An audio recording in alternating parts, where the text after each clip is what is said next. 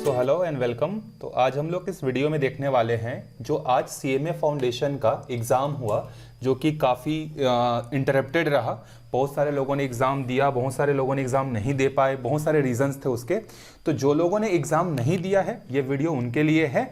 ठीक है, आपका एग्ज़ाम जो है बहुत ही जल्दी होगा, नोटिफिकेशन आपको इंस्टीट्यूट की वेबसाइट से आपको मिल जाएगा, तो बिल्कुल भी पैनिक नहीं होना है। अब इस वीडियो में मैं आपको ये बताऊंगा कि किस लेवल के क्वेश्चन जो है आए हुए थे, जिन्होंने एग्जाम दिया है उनके फीडबैक से हमने ये क्वेश्चन जो है लिया हुआ है। अब यहाँ से आपको देखने को मिलेगा कि किस किस टाइप के क्वेश्चन जो है पूछे जाएंगे। अब बिल्कुल भी परेशान मत होइए, जिस लेवल का क्वेश्चन ये पूछा हुआ है उसी लेवल का क्वेश्चन आपको देखने को मिलेगा और बहुत आराम से आपसे बन जाएगा। ठीक है, तो पहला क्वेश्चन है, यहाँ पर देखो, हो सकता यहाँ पर मैंने ऑप्शन नहीं डाला है क्योंकि ये जो क्वेश्चन है बच्चों से पूछे गए हैं, तो उनको ऑप्शन याद नहीं था कि ऑप्शन क्या क्या था। बस क्वेश्चन का जो मेन फ्रेम जो था वो याद था, उसी के बेसिस पर जो है ये क्वेश्चन मैं आपको बता रहा हूँ। आप इससे एक आइडिया लगा सकते हो कि किस तरीके के क्वेश्चन आपको मिलेंगे फाउंडेशन के पेपर में, साथ ही साथ सॉल्यूशन भी आपको मिलेगा। क्वेश्चन है देखो, in a pie diagram central angle represented by an item of an amount x is 72। If the total outlay is 40,000 then the value of x is. Question बोल रहा है कि अगर हम लोग एक पाई चार्ट ड्रॉ करते हैं, ठीक है, उसमें कोई एक आइटम है, उस आइटम का जो एंगल है वो दिया हुआ है 72 डिग्री, ठीक है, और इस आइटम की जो वैल्यू है वो x है, और पाई डायग्राम में जो टोटल जो आउटले की जो वैल्यू है वो 40,000 है।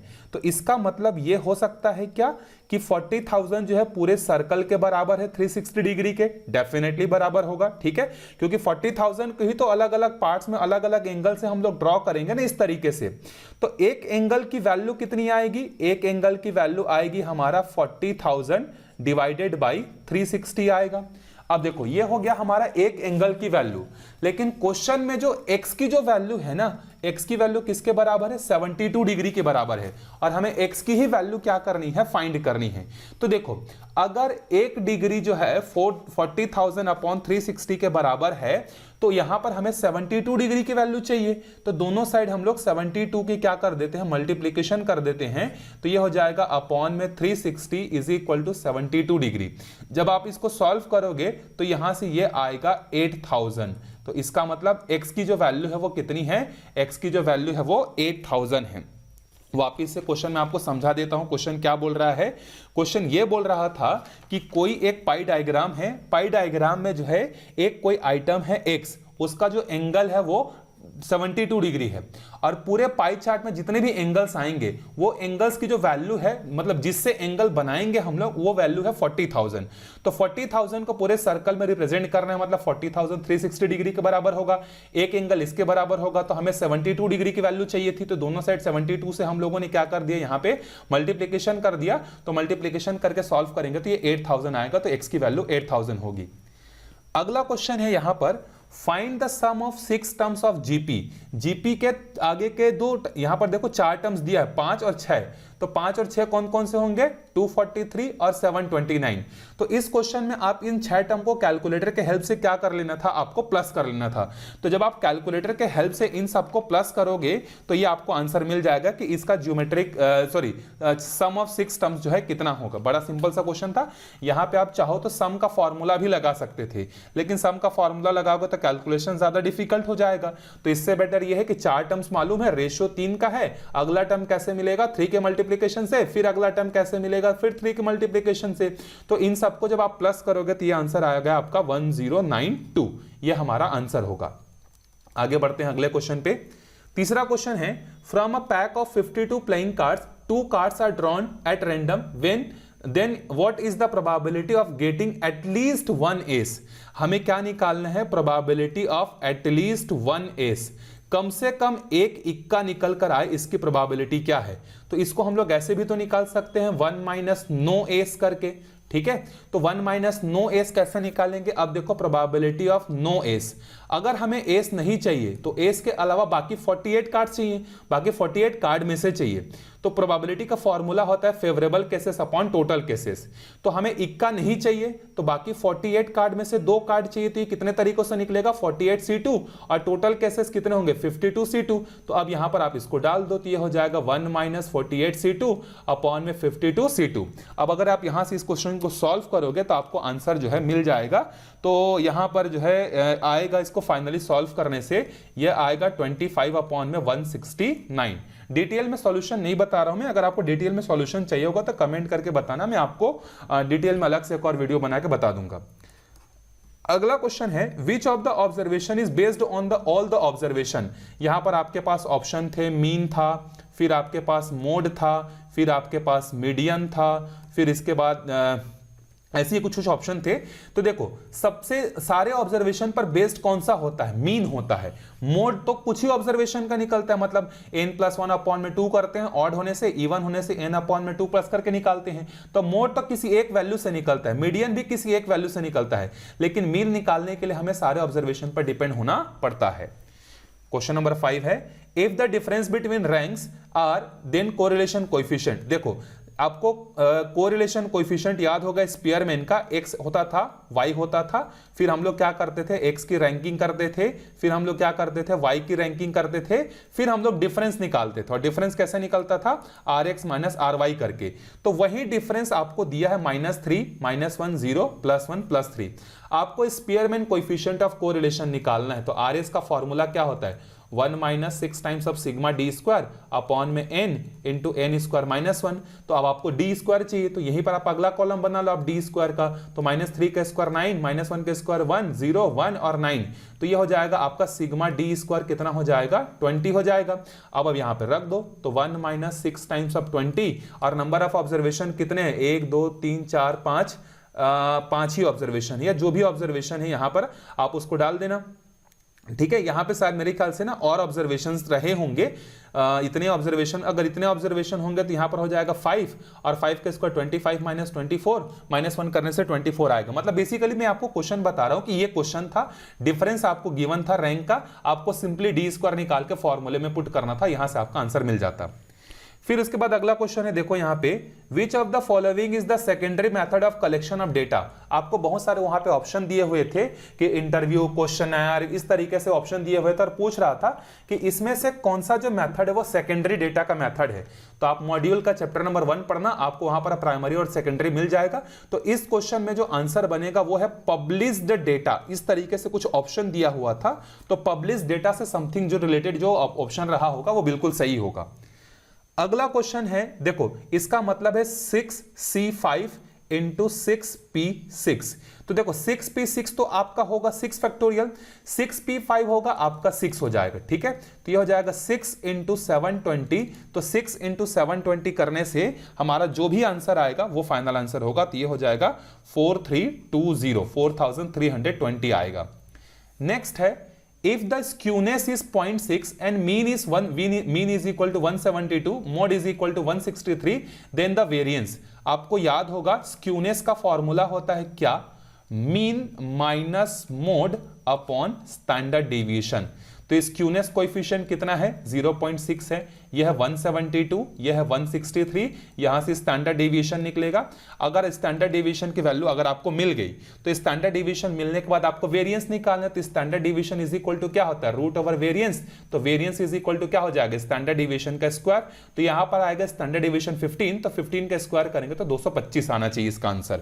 तो वेरिएंस कितना होगा इस क्वेश्चन का, 225 होगा। मतलब इस पर बेस्ड क्वेश्चन मिले हुए हैं, मेरे का बताने का मतलब ये था। अगला क्वेश्चन है, देखो यहां पर आपको गिवन है log 2x - 3 to the base 3 is equal to 2। तो आपको x की वैल्यू निकालनी है। तो x की वैल्यू निकालने के लिए लॉगरिथमिक फॉर्म को आप चेंज कर लो एक्सपोनेंट फॉर्म से। तो ये 3 यहां जाकर इसका बेस बन जाएगा, तो 3 टू द पावर 2 हो जाएगा। तो 2x - 3 इज इक्वल टू 9, तो 2x इज इक्वल टू 12, तो x इज इक्वल टू यहां से क्या आएगा, 6 आएगा। मतलब लॉग से एक बेसिक क्वेश्चन दिया हुआ था। फिर अगला क्वेश्चन है, देखो हार्मोनिक मीन निकालना है आपको। ठीक है, हार्मोनिक मीन निकालने के लिए आपको क्वेश्चन दिया हुआ है। तो हार्मोनिक मीन का फॉर्मूला क्या होता है, n अपॉन में 1 अपॉन में फर्स्ट ऑब्जर्वेशन, 1 अपॉन में सेकंड ऑब्जर्वेशन, 1 अपॉन में थर्ड ऑब्जर्वेशन, 3 ही है। तो ये हो जाएगा 3, ये हो जाएगा 1 अपॉन में 1 प्लस 1 अपॉन में 6 प्लस 1 अपॉन में 8। तो ये हो जाएगा 3, और इसका जब एलसीएम निकालेंगे तो एलसीएम आएगा इसका 24। तो 24 यहां हो जाएगा, 6 4 ज़ा 24, 8 3 ज़ा 24, 3 ज़ा ऊपर जाके 72, 24 हजार 28, 28 और 3 31। तो इसका आंसर क्या होगा, 72 अपॉन में 31 जो है इसका आंसर होगा। अगला जो क्वेश्चन है, ये क्वेश्चन मतलब किस पर बेस्ड था? सेंट्रल टेंडेंसी पे। If the mean of certain observation is 10, if each observation is increased by 5, then the new mean. आपको पता होना चाहिए कि मेजरमेंट ऑफ सेंट्रल टेंडेंसी जो होता है वो चेंज ऑफ ओरिजिन और चेंज ऑफ स्केल दोनों पर डिपेंड करता है। तो अगर पुराना जो मीन है x बार अगर वो 10 है तो नया मीन कैसे निकलेगा? पुराना मीन जो भी है डिवाइडेड मतलब प्लस जितना हमने वैल्यू से इंक्रीज किया, तो 10 + 5 कितना हो जाएगा? ये हो जाएगा हमारा 15। डिक्रीज करने से माइनस करते, ठीक है। चलो उसके बाद कोरिलेशन निकालने के लिए आपको क्वेश्चन में दिया हुआ था। अब ये क्वेश्चन एग्जैक्ट वैल्यू उनको याद नहीं थी जिससे हमने लिया है, लेकिन कुछ इस तरीके का क्वेश्चन दिया हुआ था। n = 5 था, सिग्मा x गिवन था, सिग्मा y गिवन था, सिग्मा x² गिवन था, सिग्मा y² गिवन था, सिग्मा xy गिवन था। तो सिंपल सा r निकालने का जो फॉर्मूला होता है ना, n of sigma xy minus sigma x into sigma y divided by √n into sigma x² minus sigma x का whole square into n of sigma y² minus sigma y का whole square. इस फॉर्मूले में आपको रखना था, सारे values आपको गिवन थे, आपका आंसर जो है आ जाता है यहां से। उसके बाद देखो अगला जो क्वेश्चन है ये भी क्या है, देखो आपको 2 रिग्रेशन लाइनें गिवन थी।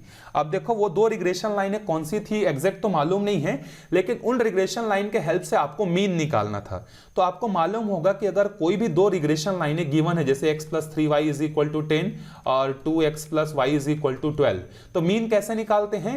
इन दोनों लीनियर इक्वेशन को सॉल्व करते हैं, सब्स्टिट्यूशन से, एलिमिनेशन से, क्रॉस मल्टीप्लिकेशन से। तो जो x की वैल्यू आती है वो x बार होता है, जो y की वैल्यू आती है वो y बार होता है। तो 2 रिग्रेशन इक्वेशन को सिंपली सॉल्व करना था, ठीक है। अब देखो यहां पर बहुत अच्छा क्वेश्चन दिया हुआ है, मतलब दिया हुआ था एग्जाम में कि x = 5 + 2√6 ये वैल्यू गिवन है और आपको इसकी वैल्यू फाइंड करनी है। तो इसकी वैल्यू आप कैसे फाइंड कर सकते हो? देखो पहले इसका स्क्वायर कर लो, तो a + b का होल स्क्वायर क्या होगा? a², तो रूट और स्क्वायर कैंसिल, b² रूट और स्क्वायर कैंसिल, प्लस 2ab, तो 2 × x ये हो जाएगा इस तरीके से, तो ये दोनों कैंसिल हो जाएंगे। तो हमारे पास क्या बचेगा? x + 1 में x + 2, तो x तो हमारे पास ऑलरेडी है, तो हमें 1/x चाहिए, तो दोनों साइड रेसिप्रोकल कर लेते हैं।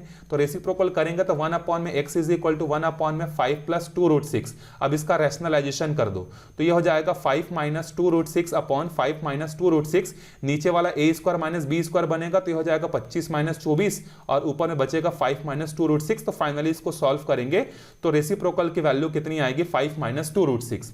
अब यहां पर वैल्यू डाल दो, यहां पे x है, देखो x की वैल्यू कितनी है हमारे पास? 5 + 2√6। 1/x की वैल्यू कितनी आ चुकी है? 5 - 2√6 + 2, ये दोनों कैंसिल हो जाएंगे, 5 और 5 10 और 2 12 हो जाएगा इसका आंसर। लेकिन ये फाइनल आंसर 12 नहीं है, क्यों? क्योंकि हमें किसकी वैल्यू निकालनी है? √x + 1 में √x की, हमने तो स्क्वायर की वैल्यू निकाली है ना, तो स्क्वायर यहां जाके 12 का स्क्वायर रूट बनेगा, 12 का स्क्वायर रूट क्या बनेगा? 2√3। तो इस क्वेश्चन का आंसर होगा 2√3। ये थोड़ा सा टाइम टेकिंग क्वेश्चन था, इसमें हो सकता है आपको टाइम ज्यादा लगता। अगला क्वेश्चन है question number 15। In how many ways a committee of 4 person can be selected from. अब देखो मेन का नंबर कितना है? 8 है, वुमेन का नंबर कितना है? 5 है। इसमें से 4 लोगों की हमें कमेटी बनानी है और कम से कम 2 मेन तो होने ही चाहिए। तो कितने तरीकों से बन सकता है? देखो कम से कम 2 मेन चाहिए, मतलब 2 मेन और 2 वुमेन, 3 मेन और 1 वुमेन, 4 मेन और 0 वुमेन।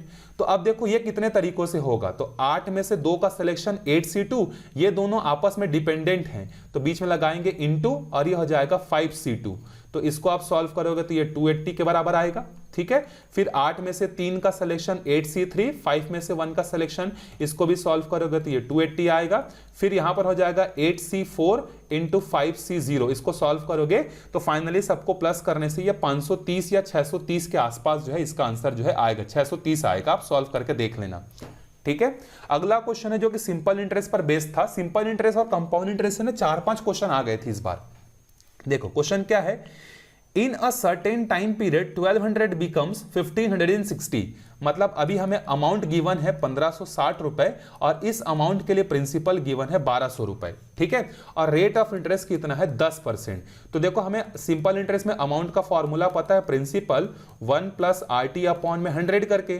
तो अमाउंट हमारे पास कितना है? 1560 इज इक्वल टू ये हो जाएगा 1200, 1 + रेट कितना है? 10, t तो हमें चाहिए अपॉन में 100। तो जब इसको हम सॉल्व करेंगे तो यहाँ से t की वैल्यू निकल जाएगी। अब t की वैल्यू कितनी निकलेगी यहाँ से देखते हैं, तो 1560 इसको अंदर इंटू करेंगे तो ये हो जाएगा 1200 और ये हो जाएगा 120t अपॉन में 1। तो ये 12 से यहाँ जाके माइनस हो जाएगा तो ये हो जाएगा 360, तो यहाँ से 120t, तो टाइम यहाँ पर मिलेगा 3 साल। तो t की वैल्यू कितनी आ गई, 3 साल आ गई। अब बोल रहे हैं देखो कि find the principal amount that will become this at 8% per annum in the same period. अब इसी पीरियड में इसी का फॉर्मूला फिर से लगाएंगे। अब अभी अमाउंट कितना है हमारे पास 2232, अभी प्रिंसिपल फाइंड करना है। अभी रेट ऑफ इंटरेस्ट 8% है और जितना टाइम पहले लग रहा था उतने ही टाइम में यहां लगाना है। ये हो जाएगा अपॉन में 100। तो इसको सॉल्व करेंगे तो ये लगभग 1800 के बराबर जो है आएगा। आप कैलकुलेट करके देख सकते हो। अगला देखो कंपाउंड इंटरेस्ट का क्वेश्चन है। The compound interest on ₹2000 at 8% per annum for 2 years and 6 months। अभी आपको कंपाउंड इंटरेस्ट निकालना है तो पहले तो आप अमाउंट निकाल लो। तो अमाउंट का फॉर्मूला क्या होता है, P into 1 plus R upon में 100। तो अमाउंट के लिए यहां पर हो जाएगा ये 2000, 1 प्लस रेट ऑफ इंटरेस्ट कितना है 8% अपॉन में 100। 2 साल कंप्लीट हो गया तो पावर में 2, लेकिन 6 महीना अगला बचा हुआ है ना। तो 6 महीने के लिए क्या करेंगे, जो 6 महीने के लिए जो बचा होता है या जो भी पीरियड बचा होता है उसको अगले ब्रैकेट में 1 प्लस आर इंटू करके निकालते हैं। तो यहां से आपको अमाउंट मिल जाएगा। जैसे आपको अमाउंट मिलेगा कंपाउंड इंटरेस्ट निकालने के लिए अमाउंट माइनस प्रिंसिपल कर लेना, ठीक है, यहां से आपका आ जाएगा। अगला क्वेश्चन है the variance of the first 5 natural number. देखो हमने पढ़ा है कि अगर हमें स्टैंडर्ड डिवीजन निकालना है फर्स्ट n नेचुरल नंबर का तो ये होता है n स्क्वायर n माइनस 12। तो n के जगह 5 रखेंगे तो 5 का स्क्वायर कितना हो जाएगा 25, 25 माइनस 1 मतलब 12। तो यहां से कितना हो जाएगा 24/12 मतलब √2। लेकिन ये स्टैंडर्ड डिवीजन है तो वेरिएंस क्या होता है, स्टैंडर्ड डिवीजन का स्क्वायर होता है। तो √2 का स्क्वायर करेंगे तो वेरिएंस कितना आ जाएगा 2 आ जाएगा, ठीक है। इसी में आपको याद रखना है कि अगर आपको फर्स्ट ऑड नेचुरल नंबर बोले तो स्टैंडर्ड डिवीजन क्या होता है n स्क्वायर माइनस 1 अपॉन में 3। अगर first even number n even number का अगर आपको निकालना है तो n square minus 1 divided by 4 होता है। स्टैंडर्ड डिवीजन जैसे ही निकलेगा उससे आप वेरिएंस निकाल सकते हो। नेक्स्ट क्वेश्चन है देखो, in a class of 100 students 67 like to play football and 62 like to play cricket। अब ये वेन डायग्राम पर बेस्ड क्वेश्चन है। तो 2 आइटम है तो 2 इंटरसेक्टिंग सर्कल बनाते हैं, एक फुटबॉल के लिए एक क्रिकेट के लिए, ठीक है। Each student likes at least one of the above mentioned game. अब जितने भी 100 बच्चे हैं वो दोनों में से किसी न किसी एक गेम को लाइक करते ही हैं। How many students like football as well as cricket. तो कितने लोग ऐसे हैं जो कि दोनों को लाइक करते हैं। तो दोनों के लिए हम लोग x अज्यूम कर लेते हैं। अब वेन डायग्राम में 67 फुटबॉल के लिए है लेकिन उसमें से x तो आ चुका है, 62 क्रिकेट के लिए है लेकिन उसमें से x आ चुका है। अब अगर हम लोग इन सबको प्लस करेंगे ना, मतलब 62 माइनस x, तो ये 100 के बराबर होना चाहिए। तो जब आप इसको सॉल्व कर लोगे तो सॉल्व करने के बाद जो है ये आपको मिलेगा 49। तो 49 स्टूडेंट ऐसे हैं जिनको दोनों पसंद है, क्रिकेट और फुटबॉल। इस तरीके से आप सॉल्व कर सकते हो। अगला क्वेश्चन था देखो कंबाइंड मीन से था the average ages of male and female employ of a company are, ये आर है ना और नहीं है, आर 40 एंड 35। मतलब मान लेते हैं जो N1 है, N1 जो है वो मेल का नंबर है कंपनी में और N2 जो है फैक्ट्री में काम करने वाले फीमेल्स का नंबर है, ठीक है। तो इनका जो एवरेज एज है वो 40 साल है और वुमेन का जो एवरेज एज है वो 35 है। आप चाहो तो इसको x बार और y बार भी ले सकते हो, x1 बार लेने की जरूरत नहीं है, ये गिवन इंफॉर्मेशन, ठीक है। अब इन दोनों का जो कंबाइंड मीन है वो 38 ईयर्स है। तो आपको याद होगा कंबाइंड मीन का फॉर्मूला N1 x1 बार N2 x2 बार अपॉन में N1 प्लस N2। तो कंबाइंड मीन कितना है 38 है, N1 N2 तो हमें मालूम नहीं है। तो N1 is into 40 plus N2 into 35 upon में N1 प्लस N2, ये हो जाएगा। फिर जब आप यहां से सॉल्व करोगे ना तो आपको N1 अपॉन में N2 का जो रेशियो है वो मिलेगा 2 अपॉन में 3। तो सॉरी 3 अपॉन में आपको मिल जाएगा, इसको नहीं, इसको सॉल्व ही कर लेते हैं। तो इसको सॉल्व करेंगे तो ये मिलेगा हाँ 3 अपॉन में 2। तो हमें तो फीमेल का परसेंटेज चाहिए, तो फीमेल का परसेंटेज अगर चाहिए तो फीमेल तो N2 था, N2 की वैल्यू कितनी है 2 और नीचे में आएगा दोनों का टोटल इंटू 100, तो ये हो जाएगा 40%।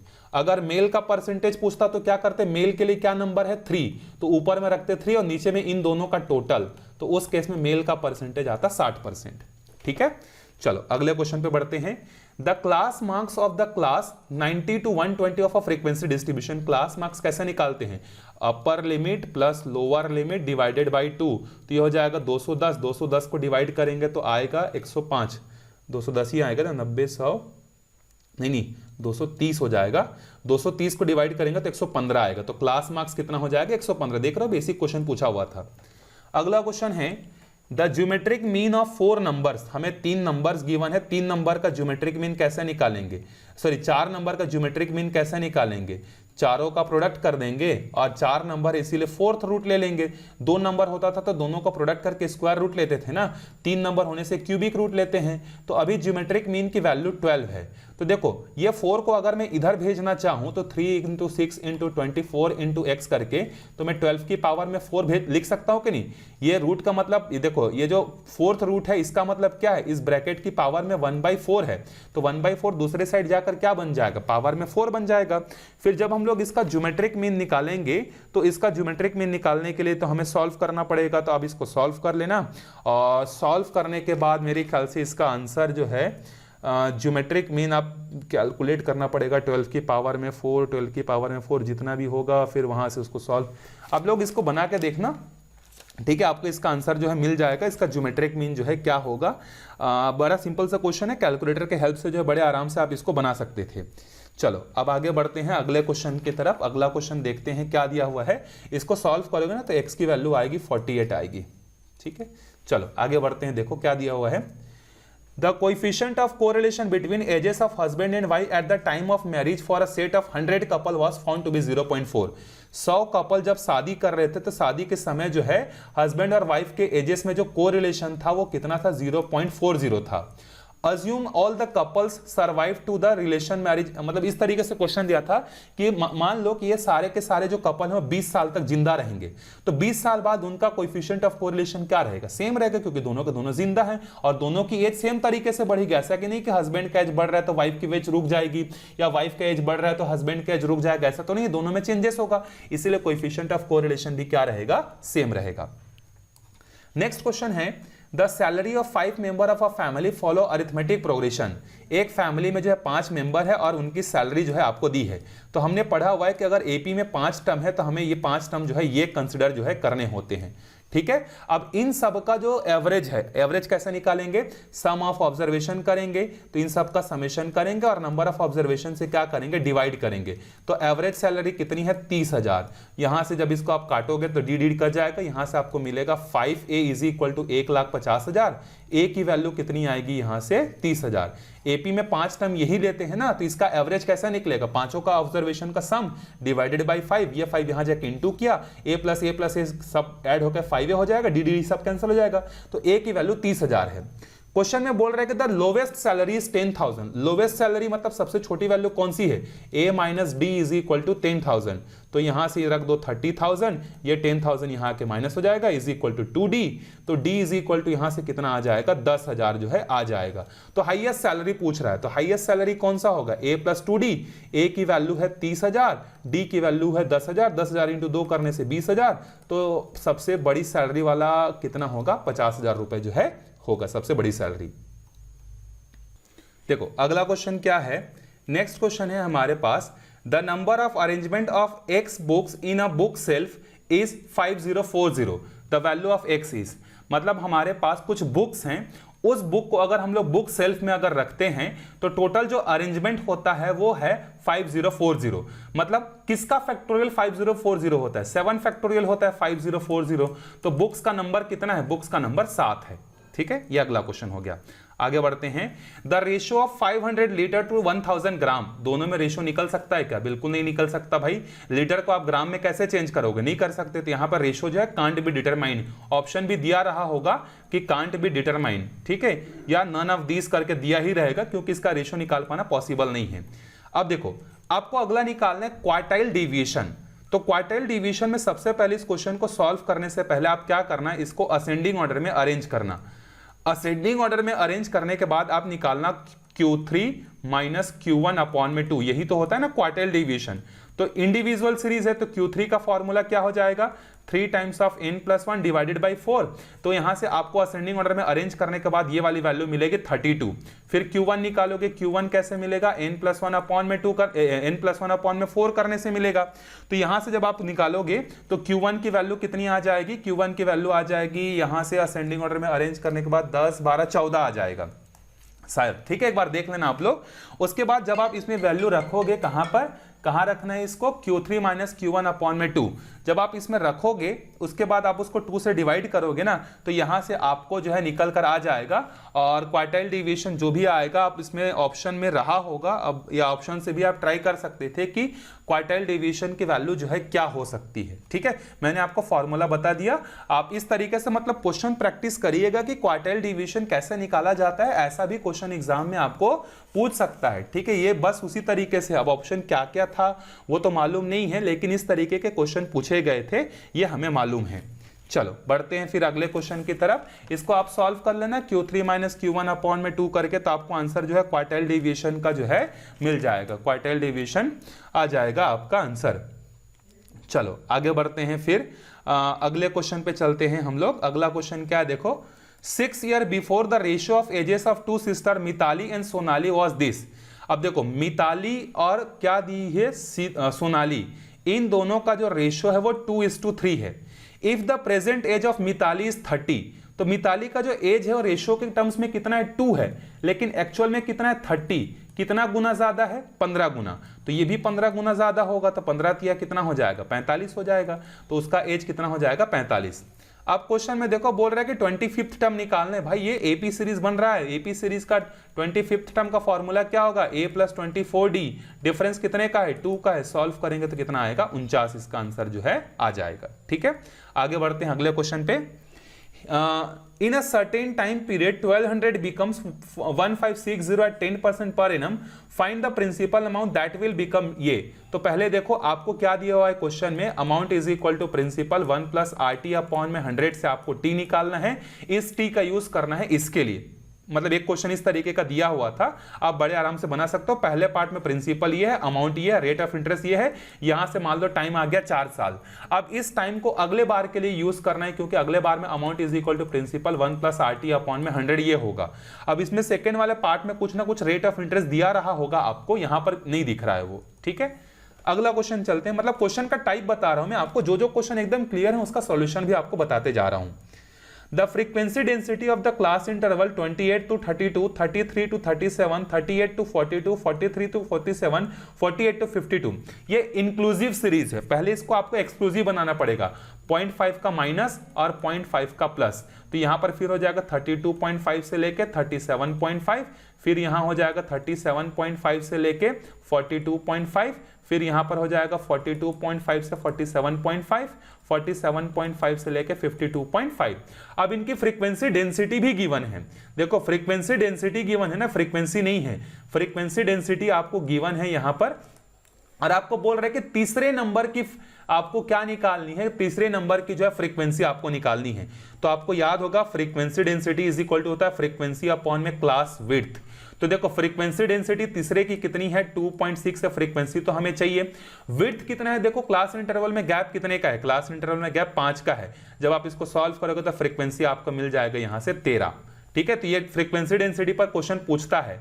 तो फ्रीक्वेंसी डेंसिटी क्या होता है, फ्रीक्वेंसी जिस क्लास की आप निकालना चाहते हो डेंसिटी, उसकी फ्रीक्वेंसी अपॉन में उसका विड्थ। अगला क्वेश्चन है सिंपल सा क्वेश्चन है, रेंज आपको निकालना। रेंज क्या होता है, मैक्सिमम वैल्यू जो भी होगी ऑब्जर्वेशन की माइनस मिनिमम वैल्यू। तो जैसे इसमें ना मैक्सिमम वैल्यू है 72 और मिनिमम वैल्यू है 4, तो इसका रेंज आ जाएगा 68, ठीक है। आगे बढ़ते हैं, द मीडियन निकालना है 12, 21, 26, 22, 17 और 18 का। तो नंबर ऑफ ऑब्जर्वेशन कितने हैं 6, तो 6 मतलब इवन नंबर, और इवन नंबर का मीन निकालने का फॉर्मूला क्या होता है, n अपॉन में 2th observation plus n upon में 2 plus 1th observation whole divided by 2। इसका मतलब है 3rd observation plus 4th observation divided by 2। Ascending order में करके अरेंज करके निकालोगे, इसका आंसर आपको मिल जाएगा। नेक्स्ट है 34, the unbiased dice are thrown simultaneously, the probability that the product of number appears on the dice exceeds 30। मतलब डाइस को 2 बार थ्रो करेंगे तो सैंपल स्पेस में कितने आउटकम्स आएंगे, 36 आउटकम्स आएंगे। तो क्वेश्चन में पूछ रहा है कि कितनी प्रोबेबिलिटी है कि डाइस पर जो नंबर आएगा उसको मल्टीप्लाई करेंगे तो 30 से ज्यादा होगा। 30 से ज्यादा एक ही केस में हो सकता है जब हम लोग 6 × 6 करें, मतलब डाइस में जब 6 और 6 आए तो ये तो एक ही बार हो सकता है, तो इसका प्रोबेबिलिटी क्या होगा 1/36। मतलब दोनों को मल्टीप्लाई करें, दोनों नंबर्स को, तो 30 से ज्यादा होना चाहिए। तो सबसे नंबर कौन कौन से होंगे, 6 और 6 होंगे। अब देखो यहां पर क्वेश्चन दिया है 9 × 81 टू दी पावर x, तो 9 को क्या लिख सकते हैं 3 टू दी पावर 2, 82 को क्या लिख सकते हैं 3 टू दी पावर 4, वो x के साथ जाके इंटू हो जाएगा। 27 को लिख सकते हैं 3 टू दी पावर 3, अब ये हो जाएगा 3 की पावर में 4x + 2, और ये हो जाएगा 3 की पावर में 3x - 9। दोनों का बेस सेम है, दोनों का बेस सेम है तो आप पावर को कंपेयर कर लो। तो पावर को कंपेयर करेंगे तो हो जाएगा 4x + 2 = 3x - 9। ये x यहाँ के माइनस हो जाएगा, ये यहाँ जाके माइनस हो जाएगा, तो x की वैल्यू आएगी -11। ठीक है। अगला क्वेश्चन है if x is inversely varies to y, मतलब अभी जो x है वो इनवर्सली प्रोपोर्शनल है y के, तो प्रोपोर्शनल को हटाने के लिए एक कांस्टेंट लगाएंगे, ये हो गया पहला इक्वेशन। अब क्वेश्चन में बोल रहा है कि x की वैल्यू 3 है और y की वैल्यू 4 है, तो पहले वाले कंडीशन को पुट करके हम k की वैल्यू निकालते हैं, तो 4 × 3 = कितना हो गया, k की वैल्यू 12 हो गई। अब क्वेश्चन में बोल रहा है कि बताओ भाई अगर y की वैल्यू 6 है तो इसी रिलेशन को फिर से यूज करो, x = k के जगह रखो 12, y के जगह रखो 6, तो x की वैल्यू कितनी हो जाएगी, 2 हो जाएगी। सिंपल सा क्वेश्चन है। नेक्स्ट है कोएफिशिएंट ऑफ वेरिएशन का फॉर्मूला बताना था, तो क्या होता है कोएफिशिएंट ऑफ स्टैंडर्ड डेविएशन का फॉर्मूला होता है स्टैंडर्ड डेविएशन अपॉन में मीन इनटू में 100, अगर परसेंटेज के टर्म्स में चाहिए तो कोएफिशिएंट ऑफ वेरिएशन का, तो स्टैंडर्ड डेविएशन अपॉन मीन दिया होगा तो स्टैंडर्ड डेविएशन ऑफ मीन करेंगे, और इनटू में 100 करना होगा परसेंटेज के टर्म्स में, तो परसेंटेज के टर्म्स में करेंगे। If an event can not happen, जब कोई इवेंट हो ही नहीं सकता तो उस इवेंट की प्रोबेबिलिटी 0 होती है, और जो हो सकता है उसकी प्रोबेबिलिटी 1 होती है। क्वेश्चन पूछा है कि if p and q are the roots of the quadratic equation then find the value of what 1/p + 1/में q। एलसीएम लेंगे तो क्या हो जाएगा pq, यहां जाके हो जाएगा p + q। अब आपको याद होगा कि अल्फा प्लस बीटा = क्या होता है -b/a, अल्फा इंटू बीटा क्या होता है आपका c/a।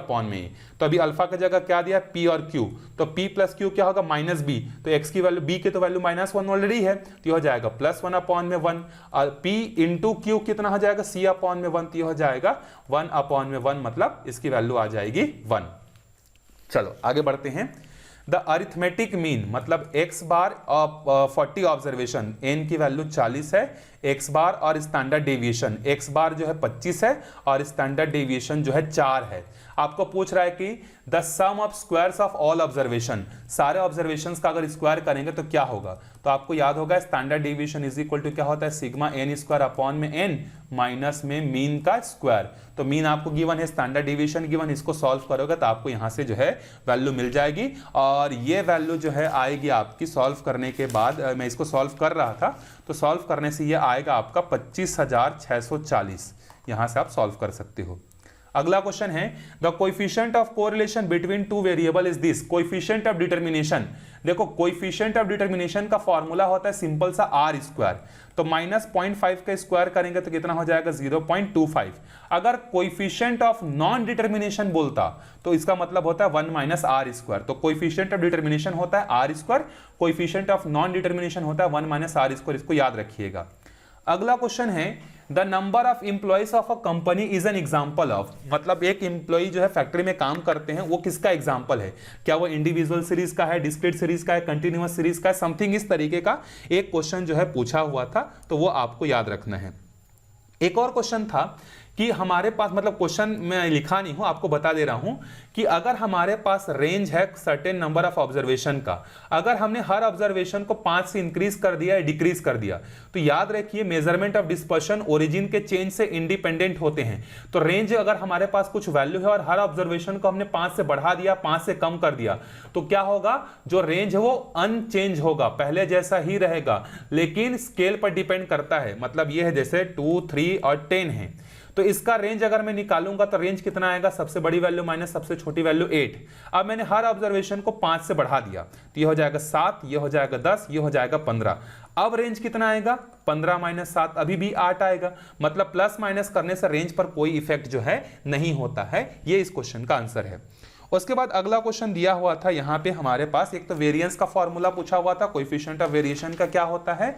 उसके बाद जो है एक हमारे पास और क्वेश्चन था जो कि किस पर बेस्ड था, लॉगरिदम पर बेस्ड था या कुछ ऐसा था, बच्चों ने बताया कैसा कुछ क्वेश्चन था करके, ठीक है, उस पर बेस्ड था। मतलब ये तो 42 क्वेश्चन जो है, 43 जो मैंने बताया वो एकदम कंफर्म क्वेश्चन थे। इसके अलावा हाँ, इस तरीके का एक क्वेश्चन भी दिया हुआ था। क्वेश्चन में जो है हमें मीन दिया हुआ था कि मीन जो है 5 है, और हमें एक टेबल दिया था, जैसे एक्स में दिया है 0, 2, 4, 6 और 10, और यहाँ पर गिवन है 3, n+1, 4 के करस्पॉन्डिंग है 3, 6 के करस्पॉन्डिंग है 7, 10 के करस्पॉन्डिंग है n की वैल्यू निकालनी है, तो इसको सॉल्व करोगे तो n की वैल्यू जो है 4 आएगी। यहाँ पर इस तरीके का बेस्ड एक क्वेश्चन दिया हुआ था, ठीक है। उसके बाद मीडियन निकालने के लिए भी एक क्वेश्चन दिया हुआ था। अच्छा, एक सेट का क्वेश्चन दिया हुआ था, थोड़ा सा डिफिकल्ट क्वेश्चन था। एक सेट ए है जिस सेट में क्या दिया हुआ था, 2, 5, 3 और 6 ऐसा कुछ नंबर दिया हुआ था, एग्जैक्ट तो नहीं मालूम।